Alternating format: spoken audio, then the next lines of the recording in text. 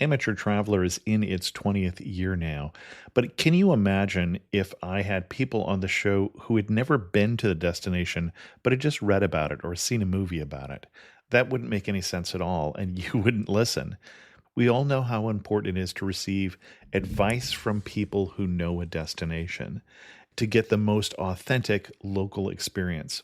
And a great option for experiencing this is Explore Worldwide and their authentic small group adventures, led by local tour leaders, perfect for solo travelers who want to meet like minded people with a desire for adventure.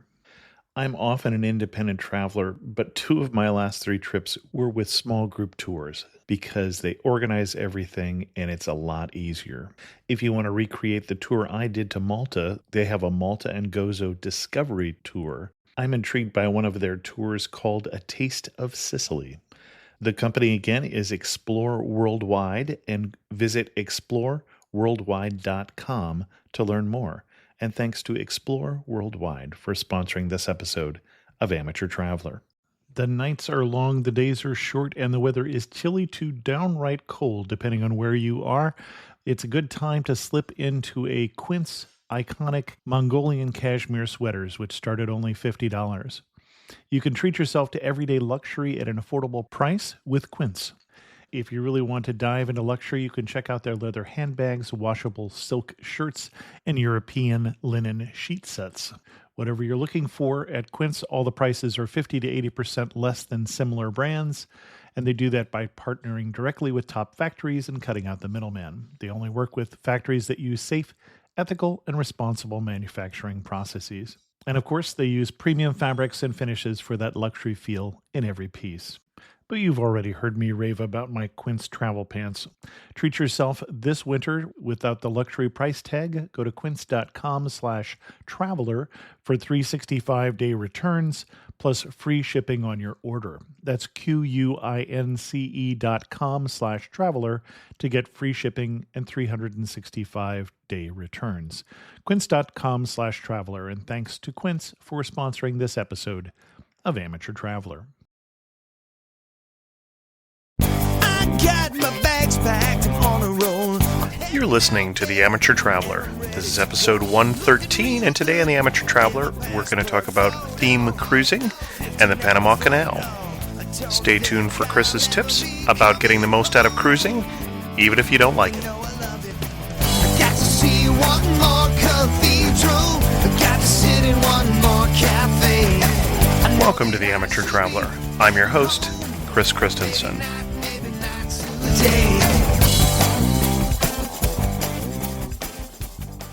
For those of you who are longtime listeners to the show, you'll notice that I played with the opening of the show a little bit. I'll tell you why later on in the show, and just give me your feedback whether you like this or the traditional opening better.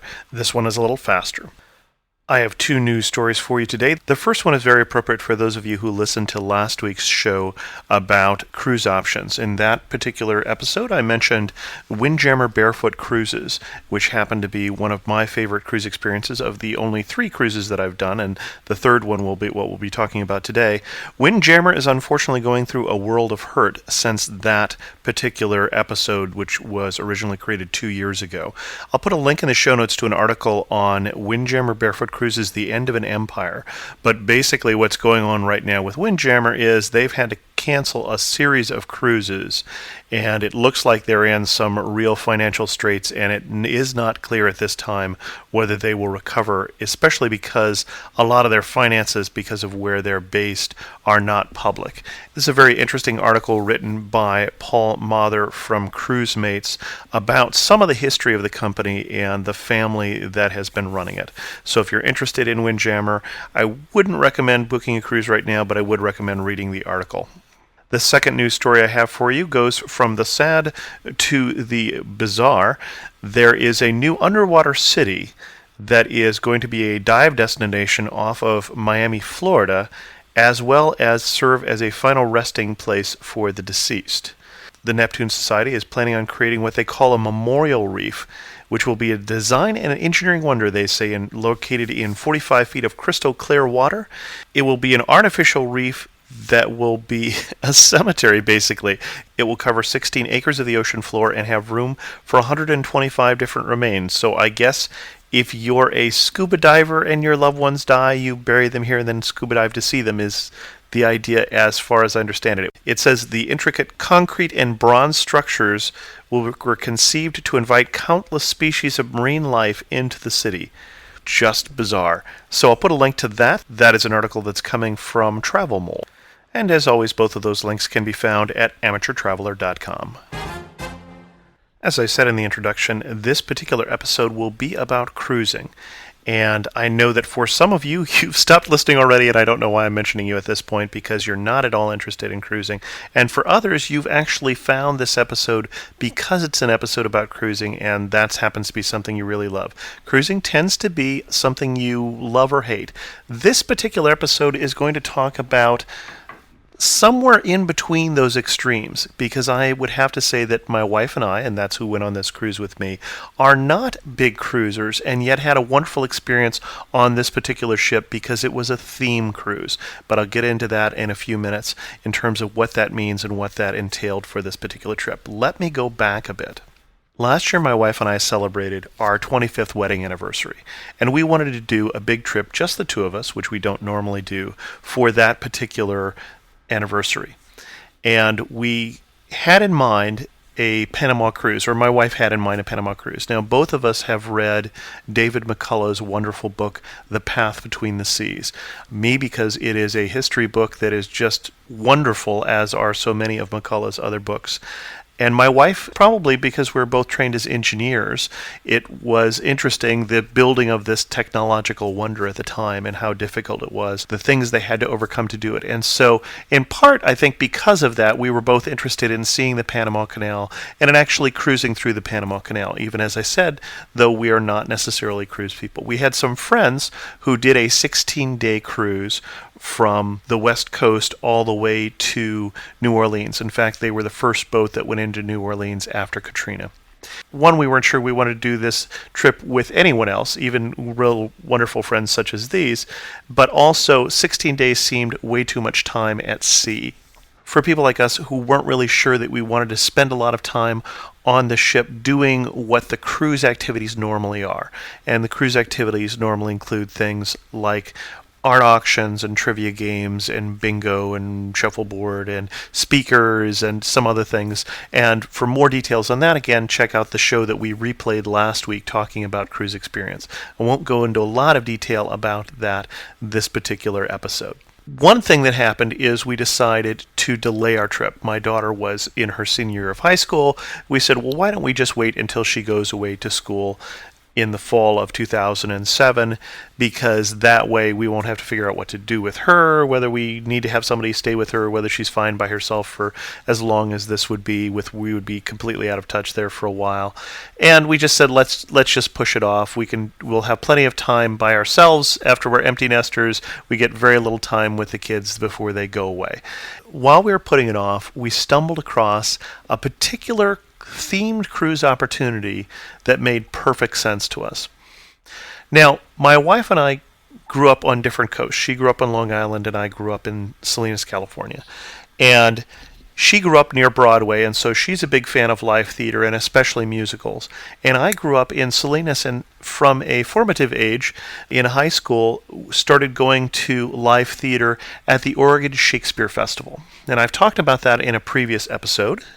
In episode 37, I talked about Ashland, Oregon, and the Oregon Shakespeare Festival. For those of you who have not heard that rather old episode, Ashland, Oregon, in Southern Oregon, hosts this live theater festival for most of the year. It's about 10 months of the year that they are doing live theater. 4 of the plays are Shakespeare, despite the name of the festival being the Oregon Shakespeare Festival, and 7 of them are not. A few of them might be contemporaries, and some of them are brand new plays.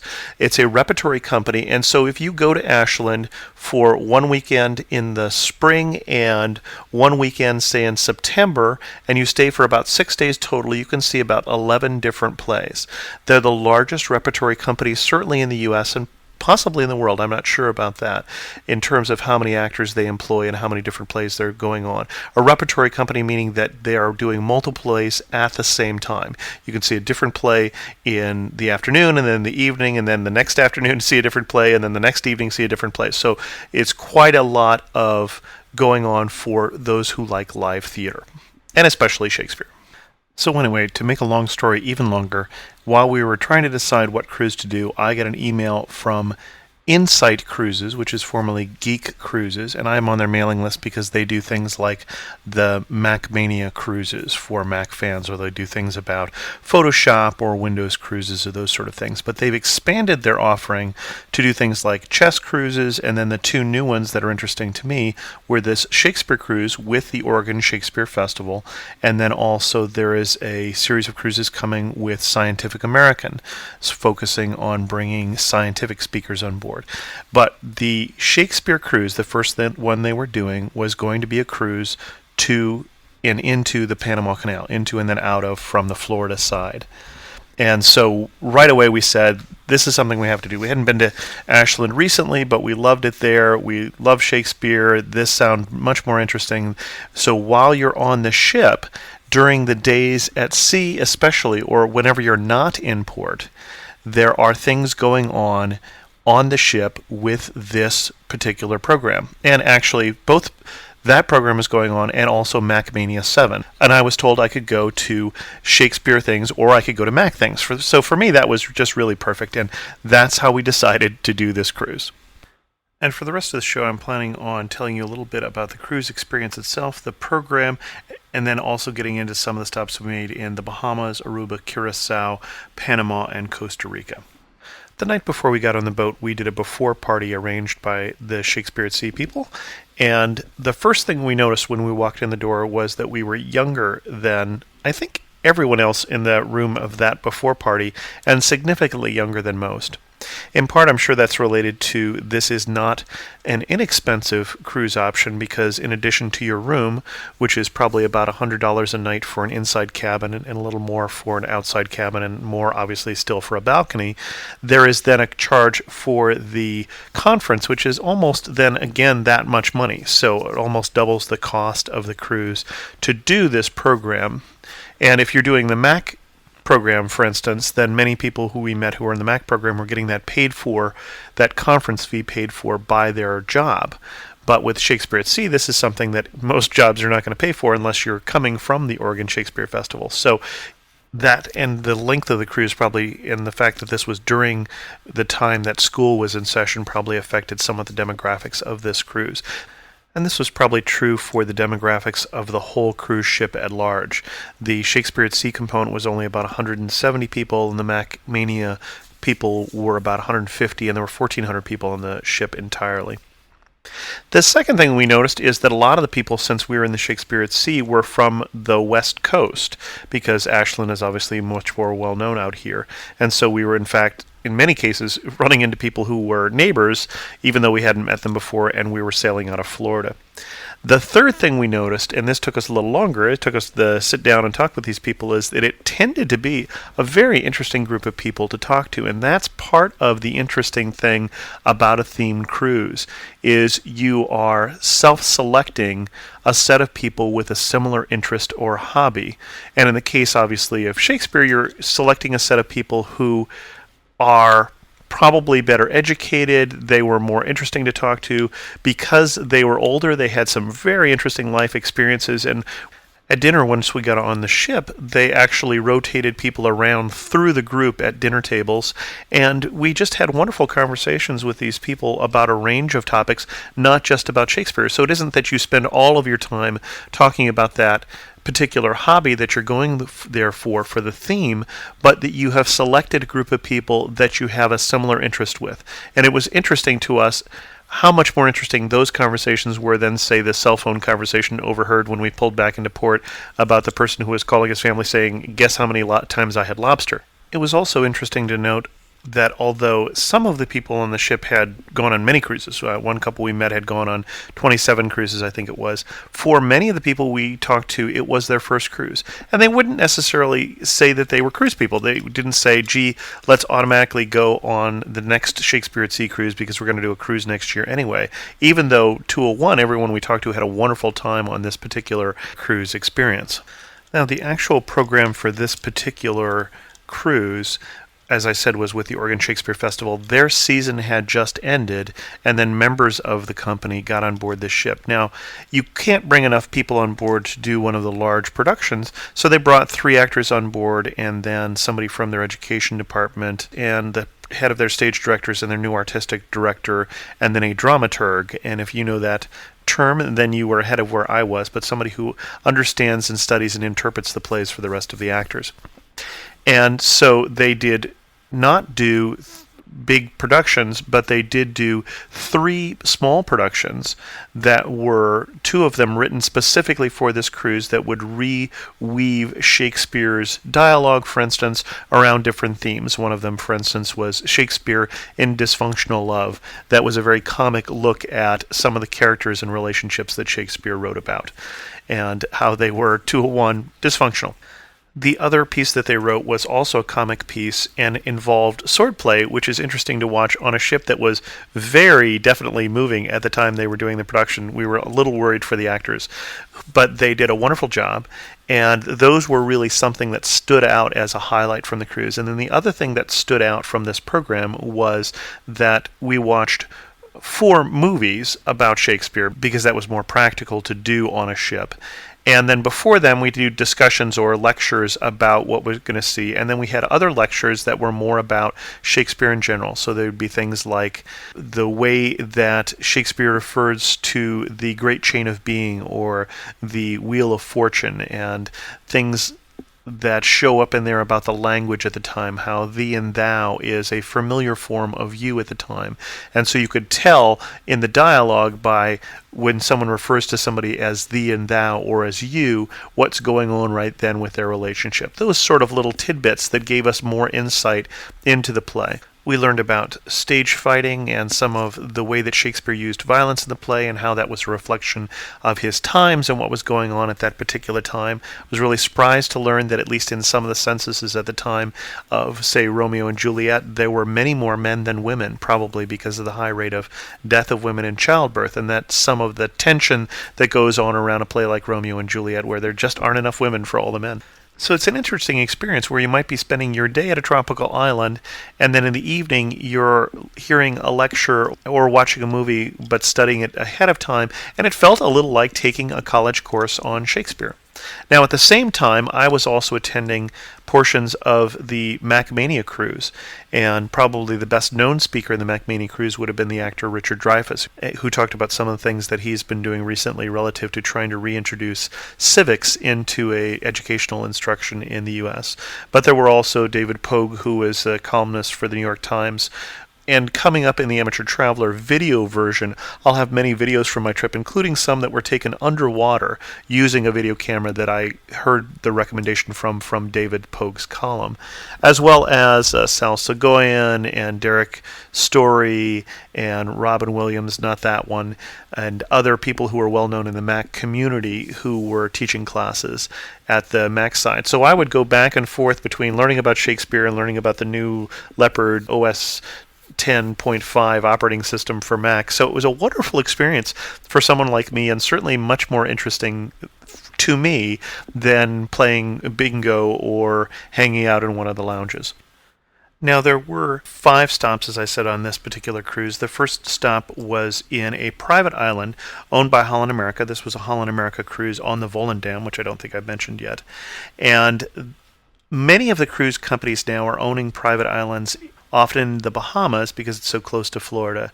And this was one of those. It was actually a very enjoyable experience. I was a little skeptical of the private island experience, but it's basically a little tropical paradise, a beautiful beach, a beautiful powdery white sand beach, almost talcum powder. It was amazingly how fine the sand was on the beach. Not a lot of fish and not a lot of good snorkeling when we were there because a tropical storm had just passed through, and so they canceled the snorkel trips. But there were places you could ride horses. We took a bike trip. There were manta rays that we saw that you could have go in and pet if you wanted to. And of course they would serve you lunch on the island, and there's bars and places to buy souvenirs and such. But for us it was just a good day to hang out at the beach, play in the water, and have a very relaxing day.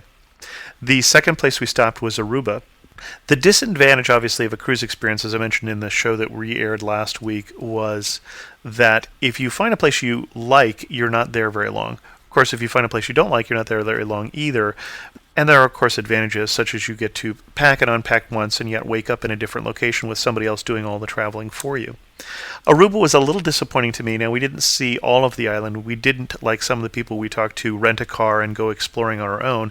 We did do a package shore excursion. And if you're thinking of pricing for shore excursions, if we say we're spending roughly $1,200 for the cruise, $1,200 for the Shakespeare at Sea, probably spend again half of that for the shore excursions. And that's not an uncommon ratio. And so just something to think in mind and make sure you budget for. But we did do shore excursions in all 5 locations, the first one being the bike tour. The second one, we did a sea kayaking tour. And we had never done that before. My wife Joan and I had never sea kayaked before. And it was a lot of fun. We went past the water desalination plant, if you know Aruba, and out in a little bay and kayaked down to a point where we could do some snorkeling.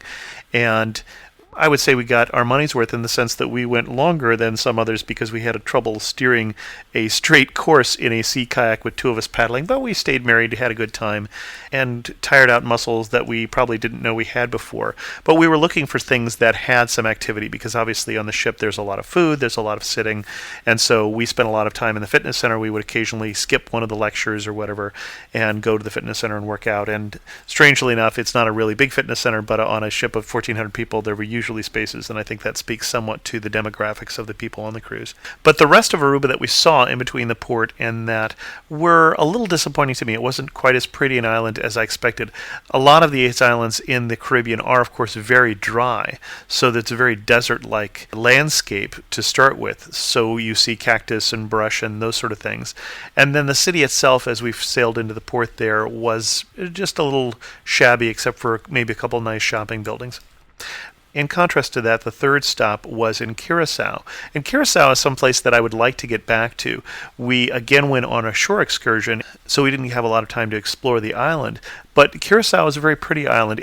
All of Aruba, Bonaire, and Curacao were colonized by the Dutch, and there's a heavy Dutch influence still to this day, both in language and custom, and then certainly in Curacao in terms of a lot of the architecture. It looks very Dutch and very pretty island, a lot of the places that we went there. And we took a shore excursion that was not booked through Holland America. And I would recommend you looking at other alternatives. And the alternative we booked was through shoretrips.com. I'll put a link to that in the show notes. And through Shore Trips, we were able to find a snorkeling adventure from a schooner. And so we went out on a schooner called the Bounty, which fortunately did not have a mutiny. And it was a lovely little schooner. We didn't sail under full sail. We motored out of Spanish Bay there in Curacao and then put up 2 of the flying jibs and then sailed to our snorkeling destination. And for me, there's just nothing that leaves me quite grinning like a fool, like a sailing ship, a beautiful day, and a snorkeling experience. That for me is just almost an ideal day, and I spent the whole time grinning like a fool. And of course there was an open bar even, so you could have your rum swizzles or your Diet Coke, and you could just enjoy the beautiful day. We of course got terribly sunburned because we forgot that we were in the tropics and didn't apply enough sunscreen, and probably should have worn a t-shirt in the water, because you spend a lot of time just floating in the water with your back up to the sky. But before we did that, we had a wonderful time, and this is going to be some of the best video that you're going to see in upcoming episodes of the Amateur Traveler Video Edition, because this is where I was using the underwater camera, for instance, to take pictures of the second snorkel stop we made after lunch was at the wreck of a tugboat that had been encrusted over, and I was reminded of Titanic. I was reminded of the movie Titanic, of the scenes they have of the ship as they're surveying it on the bottom of the ocean. Now, this is obviously a lot smaller ship and a lot more shallow ocean, but that's the look that the tugboat had. There, it's been wrecked long enough that it's encrusted over with all sorts of sea life. It's become a sort of artificial reef there. So we did a lot of snorkeling in that area, saw a lot of pretty fish, and saw this tugboat, and it just had a wonderful experience in Curacao, and as I say, it's a very beautiful island that I'd love to get back to. And I would recommend highly sailing on the Bounty and doing that experience. The next stop we made then, again after another day at sea, there were 5 days at sea basically on this particular cruise, which is where we did the rest of the Shakespeare at Sea and the MacMania sort of things. But then we arrived at the Panama Canal. You arrive fairly early. The cruise ships pay extra to do their crossing during the daylight hours so that you can see. And I think that's going to be the rule for cruise ships, is that you're always going to cross during the daylight hours. We arrived, though, at the locks very early. They had baked Panamanian rolls and had them out on the deck, and we got up. Fortunately, there was a time change, but we were probably out on the deck by 6:30, 7 o'clock, watching us approach the first locks. You approach the Gatun locks, which is a series of 3 locks that goes up to Gatun Lake, and Gatun Lake is an artificial lake that was created by the damming up of the Chagres River. And all of the way the canal works is by the water here from these lakes, from the rivers in Panama, and with every ship that goes out, you use a tremendous quantity of water. And the whole canal is currently gravity driven. So the topmost lock fills up with water from the lake and then lets that into the next one down, and then lets that in the next one down, and then that water flows out to the ocean. A couple different things about the Panama Canal that struck me. One is it's really cool how much of it is the original hardware. That basically the gates are still the original gates, although they've added new hydraulics, and so much of it works still the way it used to work. The only difference you would have sailing a ship through there now versus sailing it through it in 1914 when it opened is that the small engines along the side that keep the ship straight within the locks used to be steam engines, and now they're Mitsubishi diesel engines. But other than that, it basically runs the same way that it did when it opened in 1914. They are adding a new canal, as you've probably heard already, which will fit the larger ships. Right now, a ship that fits in the Panama Canal is called a Panamax ship. It's the maximum size that will fit in the Panama Canal, and about half the ships for the large shipping in the world is not Panamax. It's too large for that, and so they are expanding the canal by building a separate canal alongside of the original canal that will open at the 100th anniversary in 2014. And so we got to see some of the places where that was being done. Right next to the Gatun locks, for instance, will be a new set of locks that will be wider, that will fit these new things. As you fit a cruise ship in to the Panama Canal, there is very little room next to the ship. And so one of the things that actually struck me is the Panama Canal doesn't seem that large. It doesn't seem as large as I expected. The French alone, as they tried to build a sea-level canal at this area, this was de Lesseps, who had built the Suez Canal, tried to come into Panama and build a sea-level canal.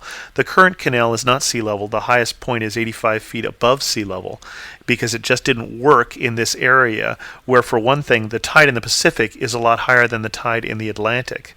And so it wouldn't have quite worked out with the tidal forces, if nothing else, to build a sea-level canal. But the other problem they ran into was, I said that this canal is fed by rain. They get 250 inches of rain in this part of Panama, which is the only reason it really works. So all of this water that is flowing in this relatively small isthmus is because there's so much rain. And of course, when we went, it rained. Well, that's what happens when you go someplace that gets 250 inches of rain every year. And with all that water, then what the French had to contend with first was jungle, mudslides, and of course mosquitoes. And the mosquitoes were probably the biggest of those problems. And so I started to say the French alone, in an area called the Culebra Cut, lost 20,000 workers, mostly to disease. We think of yellow fever, and yellow fever was certainly the most dreaded of the diseases because it was so quick, but they actually lost more to malaria than to yellow fever, but both of them mosquito-borne, but from 2 different types of mosquitoes. And they lost 22,000 people, went bankrupt, and couldn't complete the job. And so later on, then, the Americans came in and finished the canal, and in some places in a different route, over the Gatun locks in a different route, but in the Culebra Cut, continued the work that the French had started, but with newer and larger equipment, for one thing, and then obviously decided not to try and do a sea level canal. Holland America had a speaker who was a noted historian who did 3 talks about the building of the Panama Canal, which we were disappointed in. Having read McCullough's book, The Path Between the Seas, again, we found his talks to be slow, for one thing, just the pace of them. He covered about 15 minutes material in about an hour's worth of time, and then also didn't go into the depth that this very interesting subject deserves. Of course, the French had a disadvantage that they did their construction before the theories from Sir Ronald Ross, the British doctor who theorized that mosquitoes carried both malaria and yellow fever, and also the work of Walter Reed, who proved that in Havana after the Spanish-American War.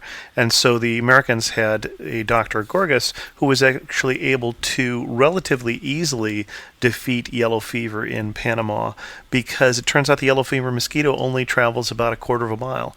So all they had to do was drain or put a thin layer of oil on all of the water surrounding, for instance, the hospital, where they used to have the beds sitting actually in bowls of water to try and keep bugs off the patients, and so they were actually breeding yellow fever mosquitoes in the hospital room itself. So it's an interesting story. I would certainly recommend, again, McCullough's book, The Path Between the Seas.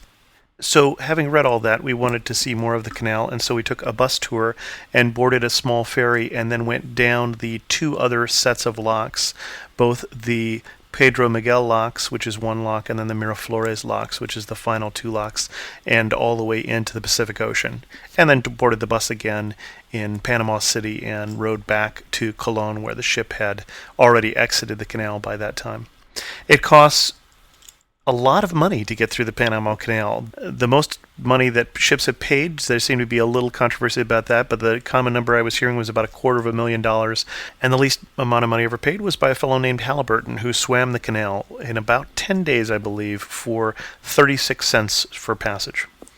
It is a different experience being in a small boat in the canal. It's a little larger when you can reach out and touch the walls of the canal as you descend down to it. You just tie up alongside, and then they let the water out, and you can fit more than 1 ferry in at a time. But we were glad we did that particular trip. And then our final stop was in Costa Rica, and we did stop on the Caribbean side of Costa Rica because we were back out of the canal again. And that is the rainier side of Costa Rica. They again get 250 inches of rain, and it rained the entire time we were there. And we did a eco tour of the rainforest and also went out to banana plantations and saw how banana trees grow. You can get only 1 stalk of bananas for a banana plant, and then basically it's cut down, and so they grow 3 different plants off the same rootstock so that they can have bananas throughout the year. And went into the rainforest and saw a 3-toed sloth, although it was kind of balled up in a tree, so we couldn't see that all that well, and some toucans and other denizens of the rainforest in Costa Rica. That was a bus tour, and I do have a bit of a preference not to do that kind of tours, in part because it is so easy to do that tour that you do tend to get a little complainers. I mean, you go into a rainforest and you had people complaining that it rained. Well, yes, it does that in rainforests. And so that took a little bit of the enjoyment away from it, but our guide was wonderful, spoke wonderful English, was very informative. I was amazed at the amount of knowledge that she had about the bananas and the history and what Costa Rica was like now and the rainforest and all of that. Really quite a font of knowledge. And so it was enjoyable from that point of view, but it did somewhat reinforce my natural bias against the large bus tour. We did have 1 tour group that went further and actually went to the capital of Costa Rica, San Jose. My luggage has been booked to San Jose before, but I've never been there. And that's another story I think I may have told sometime. But they actually had a mudslide because it had been raining for 3 days solid between where we were and San Jose, and that was one of those times that it was advantageous that they had actually booked the shore excursion through the ship, because the ship knew where they were, knew that they were delayed, and did hold leaving port until they returned. So there are some advantages in booking through the ship as well. So as we do wrap this up, one thing to keep in mind is if you do a cruise, if you're at all interested in that, do think about the option of doing a theme cruise. I did not find a great definitive list. I'll put a link in the show notes to one list I found for different themes, but I found Grand Old Opry themes and arts and antiques and classic music, golf cruises, jazz cruises, wine cruises, science cruises, as I mentioned earlier, musical theater, finance, entertainment, computer classes, British theater, killer whale safaris, Civil War history, just a lot of variety that happen on the various different cruise lines. So something to think about as you think about your next vacation options. I have just one internet resource which caught my eye since the last time we talked, and that is something I saw on the Geeky Traveler called Tourist Remover. And Tourist Remover is a site where you can go upload your pictures. Say you're at some place where there's a lot of tourists. You did go on that bus tour, and you're trying to get a picture of a particular shot, and people keep walking in front of you. If you upload multiple pictures from the same vantage point, even if you're not using a tripod, what this site can do is remove the tourists. Now, you obviously need to get a picture of where they don't overlap. So you get one person on the left in one photo and one person on the right in the next, and it will remove both of those people from your final shot and get you a shot without the tourists in it. I haven't tried it yet, but definitely sounds very interesting. And I'll put a link to that in the show notes at amateurtraveler.com. In news from the community, I've been corresponding for the last few months with Sherry. Sherry grew up in Wisconsin, but is currently living in Bangkok, Thailand.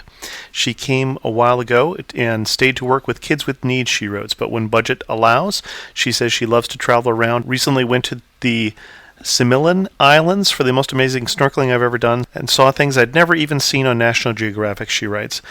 But 1 year from this October, so October of 2008, she turns 60 and has invited friends and family to join her at a trip to base camp in Nepal.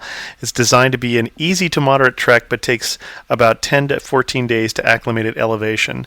She's still getting in shape for the trip. Sherry, we've written back and forth a few times now, but I did want to mention you on the show and what your adventure is. I think that's great, and have a wonderful trip, and good luck in your preparation. I heard from Andrew when he heard that I was going to be on a cruise to the Panama Canal, and Andrew was also on a cruise to the Panama Canal. It turns out we were on different ships and about a week apart, but there for a little bit it sounded like perhaps we were going to cruise together. And thinking of cruising together, I still haven't given up on the idea of doing a trip for the listeners of the Amateur Traveler, or doing a trip with some of the listeners of the Amateur Traveler, or perhaps even doing some face-to-face meetups. If somebody is interested in helping arrange something like that, that would probably help me.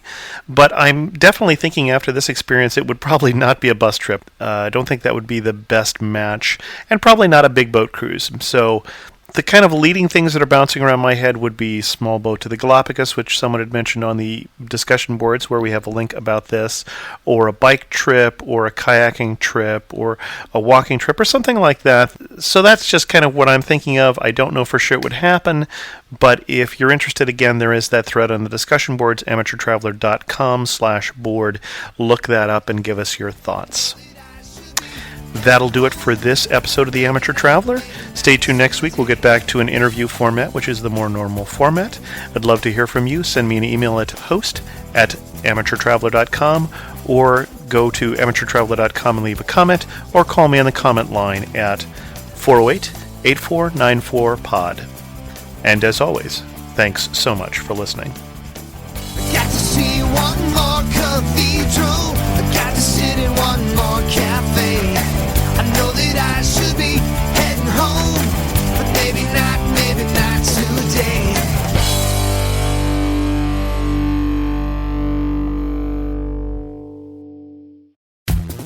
The best and the brightest, served up daily by the sharpest minds in content delivery, Pod Show and Limelight.